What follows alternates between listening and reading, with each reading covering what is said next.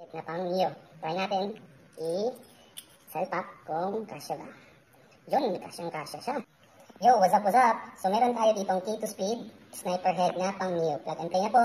Meron na po siyang kasamang internals. Yan, yung internals niya, yung valve, rocker arm, valve spring, yung pin ng rocker arm. Ayan, tapos yung valve lock. Yan, valve, ano niya, yung lock ng cams. And of course, meron din tayong elbow ng intake. Yan, pang carburetor na po siya. So, wala na magiging problema. Kasi kadalasan, ang kasama nito is for FI. Ito, pang carburetor na siya. Tapos yung mga bolts, and ito na rin yung camshaft. And of course, meron na rin tayong timing gear. Yan. Yung timing gear natin na kasama is fully adjustable na po siya. And then, nakatuto na po yung valve tappet natin. Diba? Yan, blue tapos naka-silver. And meron na rin siyang, gasket. So yan. Ito na yung head natin. Yan. Plug and play na siya para sa Mio natin. Yan. Or Fino, pwede rin siya. Yan. Ako dito, meron tayong gasket na pang Mio.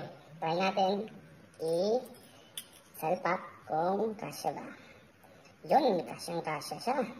So, swak na swak para sa Mio. Ibig sabihin, plug and play na po ito. Yan. So, meron yung valve na available nito. Merong 1921, 2124, 2225, 2226. Yan. Hanggang, meron ding mas malaki pero customized na siya. Pwede mag-add para sa mas malaking valve. So, yan. If gusto niyo, DM lang agad. Maraming salamat!